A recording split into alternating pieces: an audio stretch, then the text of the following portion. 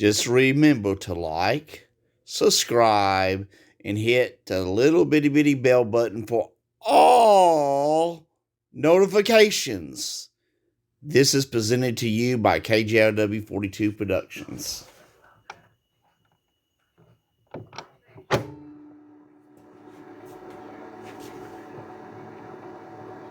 Always one out there, or else I pretended. If there was one anyways near, I'd pick him out. And what did you sing to him? There was a song called "Winking at Me." All right, all right. How can I sing when they're winking at me? And then Hardy Taylor sold me a guitar. It was this shape. I don't know what shape you'd call that. And it was made out of crates or something. It was a real beat up looking thing. We called it my soapbox guitar. So John Lair told me to put a mirror on the front of it, one of these little square mirrors. And then when I'd be singing "Winking at Me," and the spotlight would be on me, I could take that mirror and shine it into that spotlight and throw this right on whoever I wanted to. Oh, really? And you put this on your bald-headed man? Yeah, I'd put it on the bald-headed man or one with a mustache or whatever. Okay. And how can I sing when they're winking at me? And that went over real big. I remember that very well. So evidently that was one of the funny parts of the shows. And you performed first with Foley. With Red Foley. I'd do one solo when then they put me out on the road with the show Merry-Go-Round. I know that was there were several units, and it was John Lair's and the Ridge Runners and that unit. And you were with them on the road. Okay, but now Foley didn't go along on those. Yeah. Oh, he did. He did a straight act. He had a beautiful voice, and he'd sing "Old Shep." Yeah, remember hearing the dog "Old Shep"? Yes, That was one of his big pieces. Peace in the Valley. And then later you were teamed with Scott Wiseman, who is from Spruce Pine, North Carolina. Well, he was from this county, but that was their address. Yes. Spruce Pine is in Mitchell County, but we get our mail that way, and so it's... So, anyway, well, let me tell you how I got to Scott. Okay. Red was going to get married, and he did get married. He married a pretty little girl, one of the three little maids of a trio there. And she wanted to work with him. So the program director, who was George Bigger then, he came and told us, they just told us to work up an act. Said, you all work up an act. You and Scott work up an act. And we felt if we didn't work up an act, that would be the end of your job? The end of our job, yeah. Right. So we started doing, first one I guess was Madam I Come to Marry You. Right, I remember. And then we learned one Tildy Johnson. And this Tildy Johnson, I just want to make a remark, it's a very good one. You don't like it. Yeah. And the strange thing about it was, you may think I was putting on when I wasn't. I was plumb serious. You really don't like Tildy Johnson? No, I mean, when I would sing. When you would talk during your song. Yeah, and I'd giggle and talk during the song. So when we recorded it, I did it just like I did it on the stage. Right, well, I like that. You're talking there, it sounds good, and a lot of other people like it, evidently. I know a guy who really When I sent you that album, I made you promise you wouldn't... I wouldn't do it, and I broke my promise, didn't I? Okay, not a real rat, not a real one. Okay, let's go to... some of the announcers who were beside you, we mentioned Kelly and... Hal O'Halloran and Jack Holden. And they were the best known. Joe Kelly went on to be the MC of the Quiz Kids, remember? Right. He was on that a long time. And then you and Scotty worked together for like a couple of years. You were No, not that long. When we were told to work up an act, then I went on the show that Scott was on. There was another unit that he was on. And so they put me on that because since we were going to have to work together, they put me on the show he was on. So I would ride with him to and from the booking. Sometimes we'd go back in Chicago at night, and he'd take me home and drive all the way back downtown to where he lived. And I thought it was so nice, and Mom fell in love with him. And she said, "You ought to set your cap for him," is her expression. Mhm. Set your cap. Did you? Well, I reckon I sort of did. Tell me, I've heard this story that when you decided to get married, that evidently you were traveling We through were. the state of Illinois, and Yeah. you just stopped off at a Naperville. preacher, a Methodist minister, I Yeah, think. at Naperville. And you walked up and knocked on the door, and you said what? Well, Scott had dared me. We were so happy we were going to get married, and we didn't know the preacher, and he said, and the preacher didn't know us at the time. He didn't for a long time. So I just went. Scott dared me to go to the door and say, "Me and him wants to get hitched." What was his reaction? This preacher? He didn't act too shocked, as I recall. He thought you were too hicks from I the mountains, guess. I and guess. He just went on and did the job. Went on and you know what a gum chewer I was advertised. I Right. was. Yes, you really And were. I had gum in my mouth and had to swallow it because I didn't want to take it out of my mouth in front of the preacher and his wife. So I swallowed the gum. Well, that was part of your act, wasn't it? That you The were the chewing guy gum. chewing gum. Bubble gum. Oh, Bubble gum. Lord, it's a wonder I have my own teeth yet. And it's a God's wonder, isn't it? It really is. For all of that sugar in that gum. Right. Oh. If you did it, got by with it, where a lot of people wouldn't have. But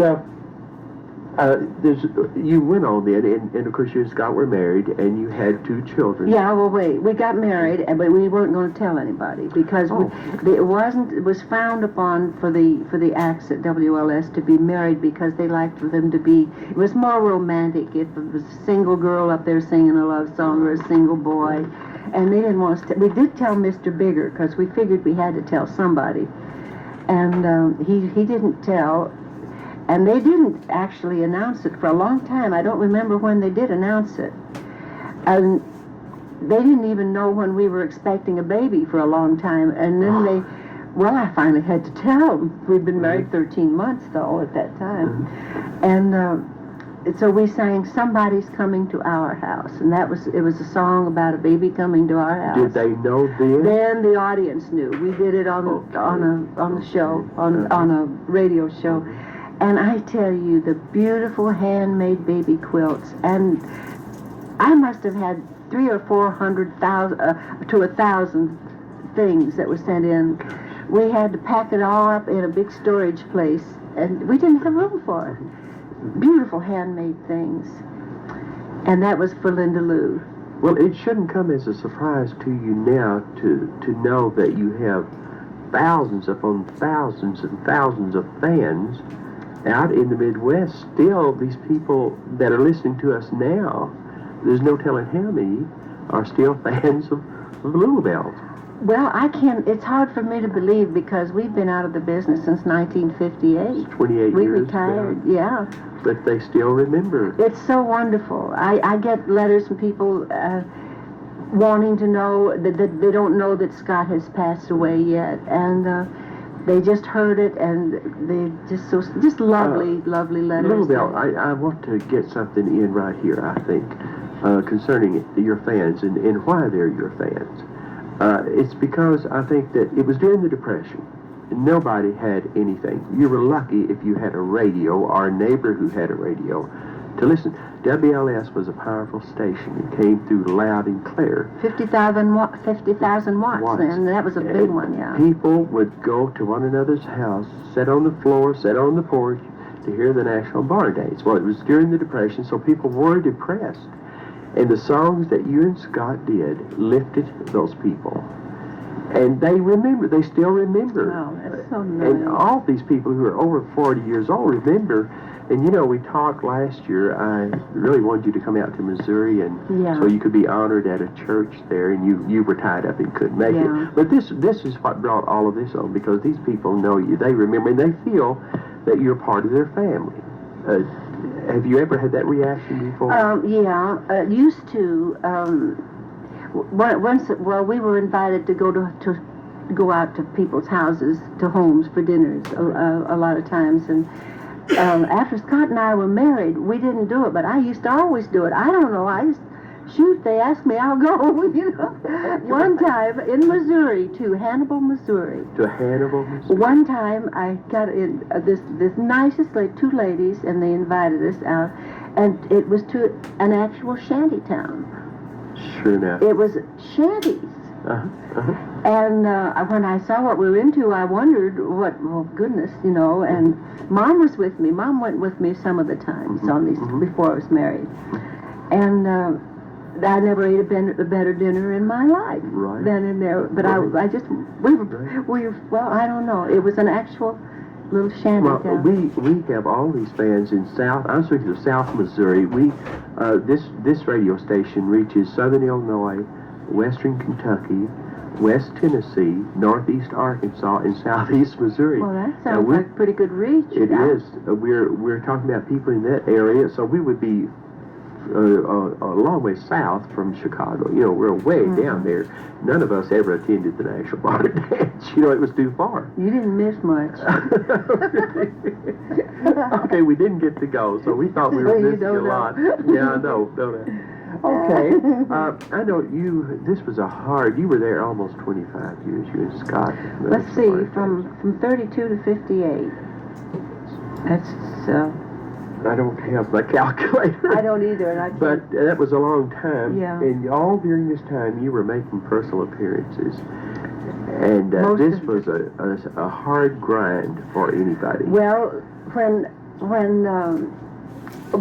even before Scott, I had gotten enough of a following that they let me headline a show. And they sent me out as the star. And I was beginning to get the idea when they put my name up on the, what do you call it? The marquee on the theaters, that I must be pretty popular the way I felt about it. Well, maybe. Daddy said it was. And now, darn it, I was doing the same thing I told you I was going to do. You'd ask me something and I'd take off in another. What? You were talking about being popular. Oh, yeah. No, you asked me about being on the road. That's what it was. So, after Scott and I were married and after we had the kids, I was hoping that they'd fire us after we had the first baby, because I wanted to go. Scott trained to be a school teacher, and I wanted to just be his wife and be a teacher's wife and have myself a house and have myself a baby every year or two and just have a gang of young'uns. I really did. So after we got married, we became more popular than ever. Then after we had the baby, it just tripled. Right. And I don't know, never did know why, but it broke my heart to have to leave that baby. When I had her, I'd call Scott's sister, young sister Ainsley, came to Chicago to stay with her. I couldn't leave her with a stranger, and Ainsley was her aunt. And I'd call up and I'd ask how the baby was, and I'd hear her squalling in there, and I'd just get to cry, and it was awful. This was Linda. Okay. And then we took her on the road then. That summer. She was born in January. We took her on the road when she was 5 or 6 months old. And poor little thing, she didn't like being yanked up and riding around in the car all the time. And we had to finally, I lost 20 pounds. I needed to lose it. But the 3 months that I had her on the road, I lost 20 pounds. So and you did personal appearances 5 days a week. 5 days a week. And then on the National Bar Dance on Saturday night. Yeah, and take off again and work on Sunday. We worked 6 days a week most of the time in those days. That, I think, answers the questions that I had about the difficulties of being a mother, a wife, and a career woman. I mean, it's a killer. I needed to leave her so bad, and but she had good treatment and all, but it was just, I missed her, know. Right. Then in 1936, you were voted radio... The same year that she was born. Right, you were voted Radio Queen... Of America. Of America. Now, and you won over people like Kate Smith? And all those. I think she may have come a little bit later than that. Jessica Dragonette was a very popular somebody in those. There's a story here that I want you to read. It tells you this, that there were only 4 people. I was 5th out of Jack Benny, and I think it was Jack Benny and those people, Lenny Ross, and them, and I was the only woman. Didn't that tell you something then?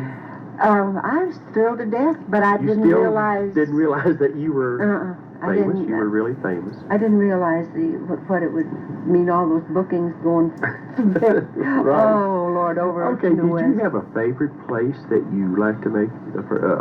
Favorite over other places that you like to appear? Well, we liked to play in places where we had a nice dressing room, where we could get dressed, and I could get an ironing board to press my costume. I never would go on the stage without pressing it. I had those big starched Mother Hubbards that by that time, and I can't remember any. But we used to go to Pennsylvania a lot. They would schedule us to sing our last spot on the last show in time to let us get a midnight train at the Union Station there in Chicago, and we'd take off to Pennsylvania overnight. We'd arrive in Harrisburg the next morning, and while I'm on that, about Harrisburg, I want to tell you something that happened there one time, so I won't forget it. And someone would meet us and probably drive us sometimes 100 miles to where the park was, and then they'd drive us back that night. We'd get back on the train at 3 a.m. and get back in Chicago about 1 o'clock the next afternoon.